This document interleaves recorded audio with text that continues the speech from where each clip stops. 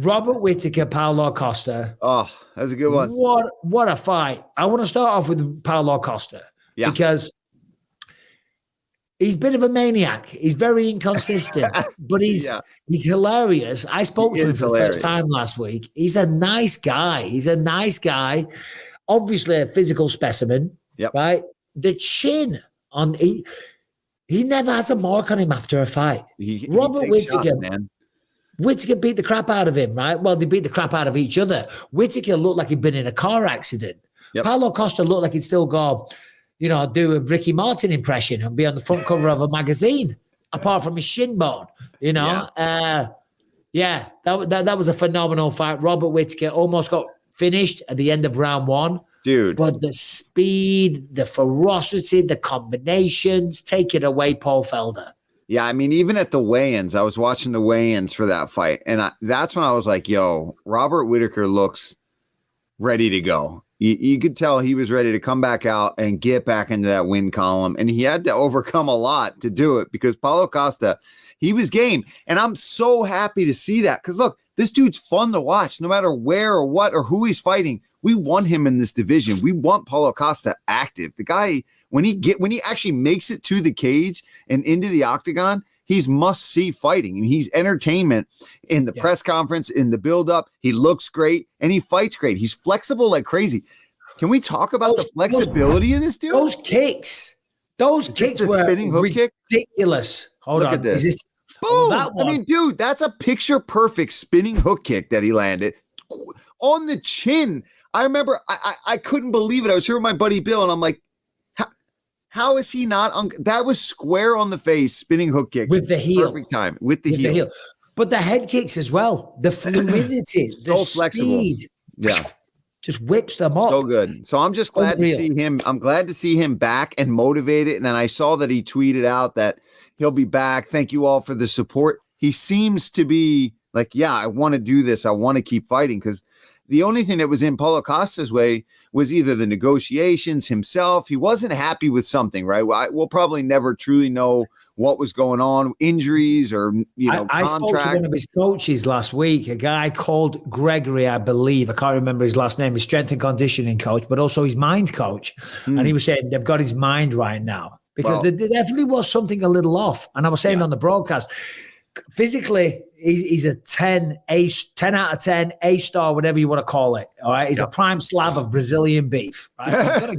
He's got a gas tank as well. Yeah. If you're asking Rhea, you're asking for the Paulo Costa cut. Do you know what I mean? That's the slab of steak that you want. But if the mind's right, and let's remember, he had a break as well. That was like first fight in 2 years or something. He hasn't had a busy schedule. He's only 32.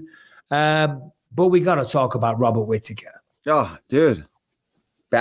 He's back, man. He had to fight hard. He had to dig deep, and he puts himself right back in contention. And things are mixed up in the division. You know what I mean? Israel is not holding that belt at the moment. So, he's looking for that rematch eventually if he can get there, if it's still going to be in the hands of Dricus du Plessis. So things are wide open right now in that division for him. I think another win, right? At least, right? Though I think Rob's got to go beat somebody else because Dricus has got the belt. He lost to Dricus. He's also lost to Israel. So having a win over Paulo Costa, maybe jump in there, go beat somebody else. And, eventually we can't deny him to get back into that title shot. How old? And Rob has been around forever. You'd think he's 35 years old, and he's 33 years old. And I've been watching him fight probably in the UFC before I was even thinking about turning pro. That's how long he's been in the UFC. Yeah, I mean, when was his debut in the UFC? He was on one of the Ultimate Fighters, correct? Smashes, yeah, which I think was like 2014 or 15. Crazy. Yeah. So, and I'm gonna say something right now, and this sounds really disrespectful to Robert Whitaker, but it is not.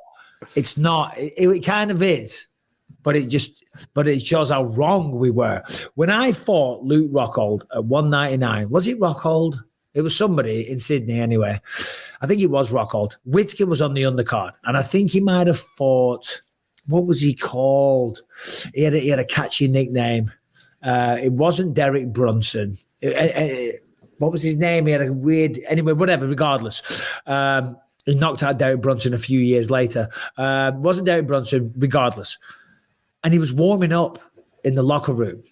And Perillo said to me, because he looked because Robert's so technical and he's so good and he's so skilled. Pound for pound, middleweight division, his skills are as good as we've ever seen. But he didn't look like it in the warm-up room. And this is back in 2014. Do you know what I mean? 2012 is when he came off of the show. Buster, no, hold on. Let me look at who the hell I'm talking about. Anyway, he's warming up, and he looked like garbage. He looked like, and I'm warming up for Rockhold. Clint Hester. Clint Hester. What's his nickname? Anyway, whatever. He's warming up, and he looked so bad that Perillo whispered to me, he goes, when did we get to fight someone like that? Do you know what I mean? We're taking on Rockhold, who's an absolute monster. Do you know what I mean? When did we get a matchup like that? And I'm like, yeah, no shit, tell me about it. And now you look at the guy. It's crazy. It's unreal. Crazy. It shows the work he's put in. And by the way, he won that night and I lost. So that was Clint Headbusser Hester. Headbusser. Yeah. I think, and Harrington, stay on the screen. Tell me what you think. Brian, join the party, if you will. Sean Strickland, Robert Whitaker. That's the fight to make. That makes all the sense. Everyone, Strickland's very popular. They want to see him back in there. He wants to get back to fight for the belt. Yep. Losing it on the first defense doesn't get you an automatic rematch, but a win over Robert Whitaker does. Yeah. A win over Strickland for Whitaker probably gets him another fight against Izzy or Dricus. What do we think? Am I out of my mind? No, I can't think of anybody else like in that top 10 who makes any more sense for Robert Whitaker. I mean, these are two guys with very, similar styles. They're very fun to watch, very gritty dudes, fan favorites, and put it in Australia where Strickland already has a rabid fan base. That's going to get, you're going to have shoeies for days out there. Yeah. Whitaker hasn't lost to anybody that wasn't a champion other than Dricus du Plessis, who is now a champion, since Stephen Wonderboy Thompson in 2014 when he was a welterweight. Isn't that wild? Okay. So, you look at his resume, the guy's been fighting the best, and his only losses are champions, twice to Israel, and then obviously he lost to Dricus, who is now the middleweight champ. So he's definitely elite of elite. I talked about this a little bit last week, but I want to get your take on it. When I spoke to Whitaker last week, he was saying that he's got to go back to being nasty. Right. Mm-hmm. And that, he said that's what he was going to do. And I interpreted that, and maybe because he was kind of short with his answers. You know how it is when you cut him weight. And that's just how Robert is in fighter meetings, right? He's pretty just matter of fact. And I think because when I first started fighting, I was I couldn't even remember the fight afterwards because I was just a million miles an hour, a blaze of aggression, you know what I mean? But then as you start to get better, as you start to learn some actual technique, as you start to control your emotions and use strategy and a game plan and all the rest of it, you kind of get a little bit away from the animalistic nature of it at the same time. Do you know what I mean? So that's up here, but your technique's here. And then you come here, and then maybe it goes there. The animalistic nature goes down, but you're getting really technical. Yep. And Robert was saying he's going to bring the animal side back up. And I think I struggled with that as well. Is that something that you found, Paul? Yeah, it's funny you're saying, because I can remember a point in my career, I think I was coming off a couple like close losses where I think – since I started to do better, and you're fighting better guys in an organization like the UFC where everyone's really good, you start to, like you talk about, you're working with better coaches. You start to strategize more. You start to really hone your technique in, and you get away from what got you to the show. What got you there was because me, and it's similar to you, was just going out there and trying to crack heads. You know what I mean? Being just a going fighter. out there, elbow and knee and throwing big shots. And then that same exact thing. And I can remember at one point saying to my friends and family and teammates, I was like, I got to get back to who I was with what I've learned now. Like, okay, it definitely did do that dip where, okay, now I'm trying to be too clean. I'm trying to be too sharp. I'm not doing the craziness. I'm not going for it as much.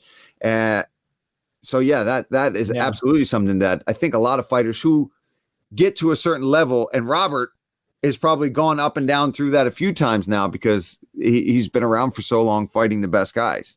Yeah, well, that's what he said he was going to do. Go back to that kind of style. He said he was going to get in the face, and he did precisely that. So, Robert Whitaker, congratulations.